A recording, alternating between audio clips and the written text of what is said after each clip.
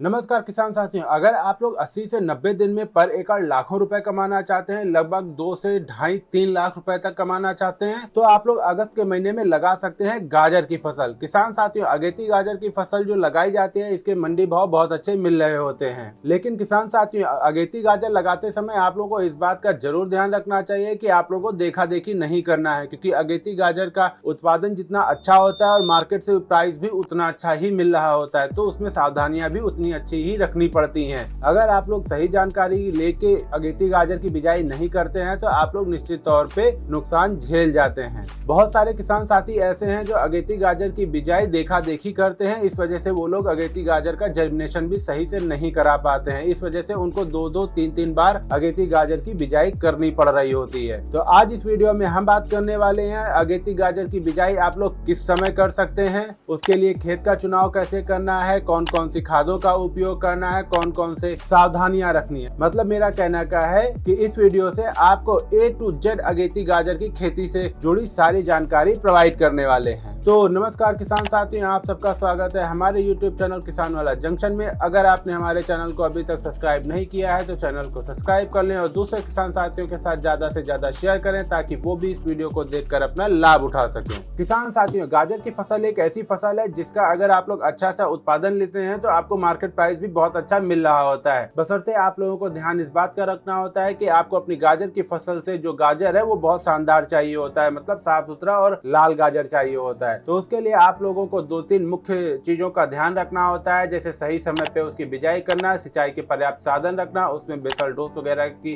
खाद अच्छे से डालना और उनको बीमारियों से बचाना। अगर ये सब आप लोग करते हैं तो आप लोग निश्चित तौर पे गाजर की फसल से बहुत अच्छा उत्पादन प्राप्त कर रहे होते हैं। चलिए सबसे पहले बात कर लेते हैं कि गाजर की फसल लगाने का एकदम सही समय क्या है। तो किसान साथियों, अगर आप लोग गाजर की फसल अगस्त में लगाना चाहते हैं तो आप लोग 1 अगस्त से गाजर की फसल लगा सकते हैं। लेकिन अगर आप लोग सबसे परफेक्ट समय की बात करते हैं तो आप लोग 15 अगस्त से लेके 20 सितंबर तक गाजर की फसल लगा सकते हैं। ये वो समय है जिस समय गाजर की फसल लगाई जाती है तो एक तो उत्पादन बहुत अच्छा आ रहा होता है, साथ में जर्मिनेशन भी बहुत अच्छा हो रहा होता है। हाँ, इसमें ये चीज ये देखने को मिल सकती है कि जो अगेती गाजर लगाई गई थी, मतलब जो 1 अगस्त को गाजर लगाई गई थी, उसकी अपेक्षा इसके रेट हो सकता है थोड़ा सा आपको कम मिले, 19-20 मिल सकते हैं। लेकिन इसमें एक प्रॉफिट ये होता है कि 15 अगस्त से लेके 20 सितंबर तक के बीच में जो गाजर लगाई जाती है, इसका उत्पादन इतना ज्यादा हो रहा होता है जिससे आप लोगों को निश्चित तौर पे मुनाफा ही होता है। तो किसान साथियों, अगर एकदम सही समय की बात की जाए तो आप लोग 15 अगस्त से लेके 20 सितंबर तक गाजर की बिजाई कर सकते हैं। इसके बाद जो सबसे इम्पोर्टेंट बात आती है वो ये आती है कि गाजर की बिजाई के लिए खेत का चुनाव कैसे करें, किस टाइप की मिट्टी में गाजर की बिजाई करें। तो किसान साथियों, गाजर एक ऐसी फसल है जो हर तरीके की मिट्टी में उत्पन्न हो जाती है, बशर्ते आपके पास में सिंचाई का जो साधन है वो पर्याप्त मात्रा में और अच्छा स्वच्छ पानी होना चाहिए, भले वो टिब्बल का हो या नहर का हो। ये दोमट मिट्टी में सबसे अच्छे तरीके से इसका उत्पादन आ रहा होता है, बाद बाकी ये कलराठी मिट्टी में भी अच्छे से उत्पन्न हो जा रही होती है। तो किसान साथियों, अगर आपके खेतों की मिट्टी दोमट मिट्टी है तो आप लोगों के लिए बहुत अच्छा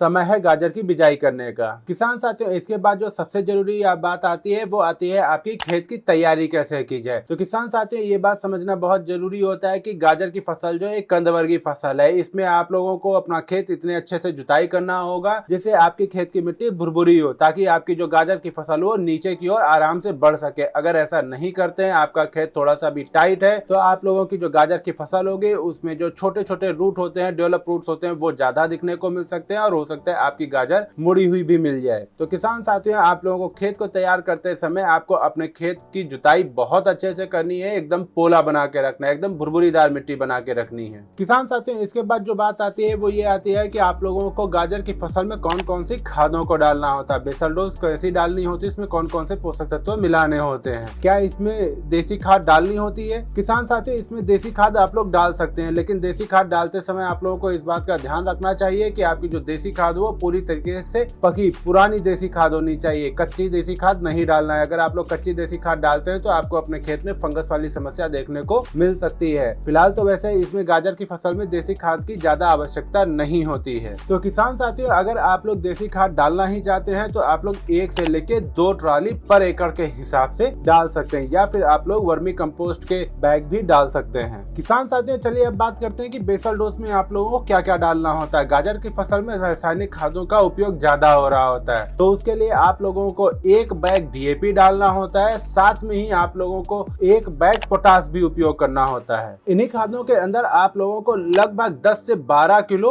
बेंटोनाइट सल्फर जो आता है उसका उपयोग करना होता है। आपस में मिला के आपको अपने खेत में बुरकाव कर देना होता है, फिर आपको दोबारा से इसकी जुताई कर देनी होती है। उसके बाद में आपको अपने खेत में रोटावेटर लगा देना है, या फिर पाटर वगैरह लगा के आपको अपने खेत को पूरी तरीके से तैयार कर देना होता है। किसान साथियों, इसके बाद जो इम्पोर्टेंट बात आती है वो ये आती है कि आप लोगों को बीज का कितना रिक्वायरमेंट होता है। तो अगर आप लोग जुलाई के महीने में बिजाई कर रहे होते हैं या फिर अगस्त के शुरुआत के दिनों में बिजाई करते हैं, मतलब अगर आप लोग 10 अगस्त तक बिजाई कर रहे होते हैं, तो लगभग आप लोगों को 4 से लेके 5 किलो पर एकड़ के हिसाब से आवश्यकता पड़ रही होती है। अगर गर्मी ज्यादा है तो आप लोग ज्यादा भी उपयोग कर सकते हैं। किसान साथियों, अगर आप लोग 15 अगस्त के बाद से बिजाई करने जा रहे हैं, तब आप लोगों को लगभग 3.5 किलो से लेके 4 किलो तक का ही बीज आवश्यकता पड़ रही होती है, क्योंकि उस समय टेम्परेचर कम हो जा रहा होता है, जिससे आपके जो बीज होते हैं उनकी जर्मिनेशन अच्छी हो जा रही होती है। गर्मी के मौसम में क्या होता है कि बहुत सारी उमस होने की वजह से या बहुत सारी गर्मी होने की वजह से आपके जो बीज होते हैं वो सही से जर्मिनेट नहीं हो पाते हैं। इस वजह से आप लोगों को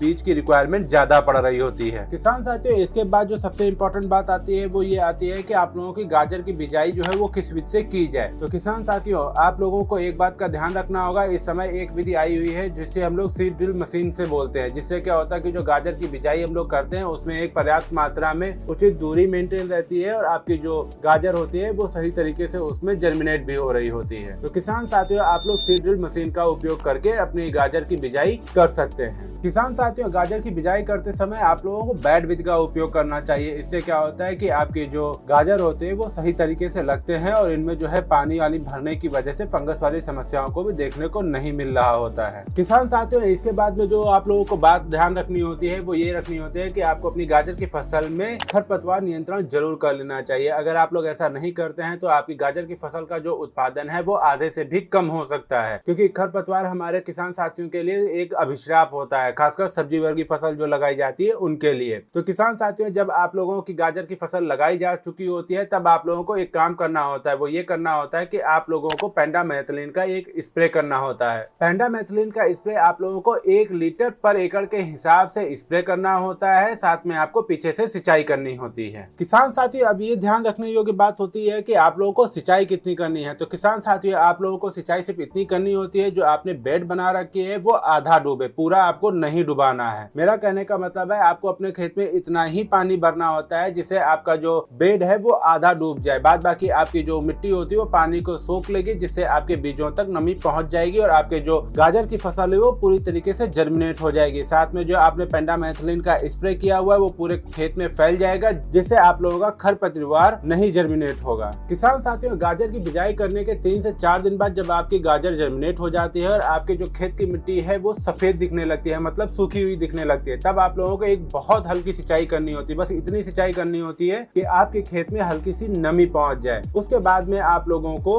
एक स्प्रे करनी होती है। स्प्रे के अंदर आप लोग थाइफनेट मिथाइल का उपयोग कर सकते हैं या फिर बायर कंपनी का एलिएट आता है, आप लोगों को इसका स्प्रे करना होता है। लगभग आप लोगों को 1 लीटर पानी में आप लोगों को लगभग 1.5 ग्राम इसका उपयोग करना होता है। किसान साथियों, इसका उपयोग करने से आप लोगों को लाभ ये मिल रहा होता है कि जो आपके गाजर की फसल में फंगस वाली समस्या आनी है, जिससे आपका खेत सूख सकता है, जिससे आपके गाजर कटने की समस्या आ रही होती है, वो नहीं आ रही होती है और आप लोग एक गाजर से बहुत अच्छा शानदार उत्पादन प्राप्त कर रहे होते हैं। किसान साथियों, इस वीडियो में हमने आपको बताया कि आप लोग गाजर की बिजाई कब कर सकते हैं और कौन कौन सी बातों का ध्यान रखना होता है, साथ में खेत कैसे तैयार करना है, सिंचाई करते समय किस बात का ध्यान रखना है, बेसल डोज में आपको क्या क्या देना है, खरपतवार नियंत्रण भी मैंने आपको बताया हुआ है। तो किसान साथियों, अगर आप लोग इन सारी बातों को ध्यान रखते हुए अपनी गाजर की फसल लगाते हैं तो आप लोग निश्चित तौर पर गाजर की फसल से एक बहुत अच्छा उत्पादन प्राप्त करेंगे और मार्केट से एक शानदार प्राइस भी उठा रहे होंगे, मार्केट से बहुत अच्छा पैसा भी उठा रहे होंगे। किसान साथियों, हमारे साथ जुड़े जरूर रहिएगा, क्योंकि हम आगे चल के गाजर की फसल से रिलेटेड जो भी